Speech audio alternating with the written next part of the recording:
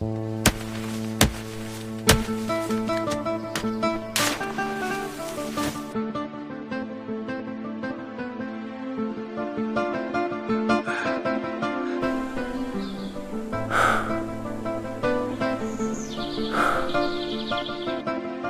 ассаламу алейкум.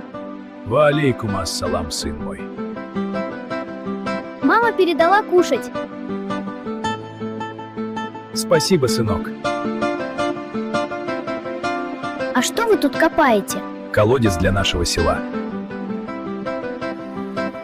Мы сейчас пойдем домой, собирайся.